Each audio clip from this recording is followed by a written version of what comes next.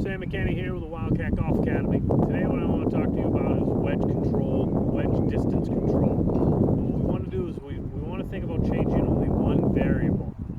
Far too often what I see with people is they'll take the club back too far and then they'll try to control the swing on the way down to hit the shot the distance they want to hit it. What we want to do is always be able to accelerate into the golf ball. So we have to take an appropriate length backswing so we can accelerate into the golf ball and follow through appropriately for the ball to go the distance we want. Now I'm going to hit three basic kind of pitch shots, and the only thing I'm going to change is the length of my backswing. I'm going to try to keep my speed the same, but just change the length of my backswing. Now about the speed, it will change a little bit just because I'm going back at different distances. So if I had my arm right here and I dropped it down naturally, it would kind of hit my side of my leg at a certain speed. If I dropped it from here and let it fall naturally, it's going to hit my leg a little bit harder because it's falling from a longer spot, from a higher spot. So the speed will change a little bit, but not by my doing necessarily. I'm going to try to maintain what I think is the same speed.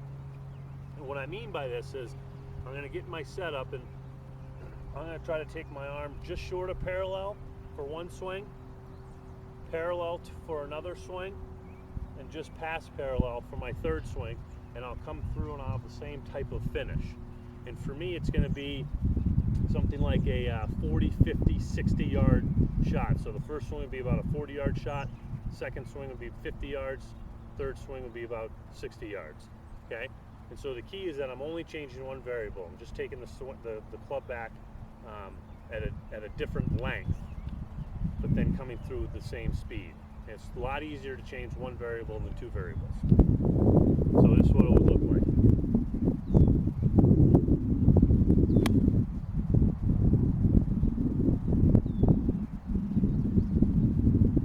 Okay, it's one swing. Now I'll try to go to parallel.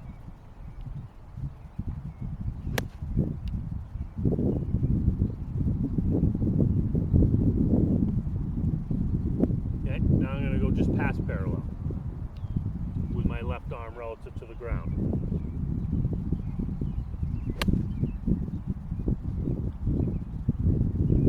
Okay, and with each of those, I just changed one thing, and I tried to come through the same way, tried to finish the same way, and each ball went a little bit farther every single time. So when you're looking at wedge control and wedge distances, just try to change one variable, just the length of your swing. And you can do it, you can go, obviously we can go shorter with this. I can take it back just a little bit.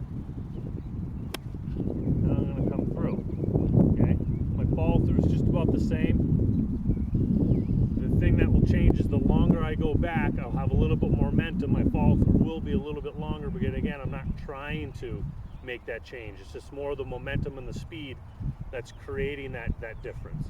But all I'm thinking about is the length of my backswing and maintaining the same speed on the way through. So I'm just changing the length, making the same type of swing, but then my momentum might change how far I follow through, depending on if it's a really short backswing, I'll follow through a little bit farther, or a little shorter, just naturally. If it's a longer backswing, I'll follow through a little bit farther, again, just naturally. I'm not trying to do it. So think about distance control.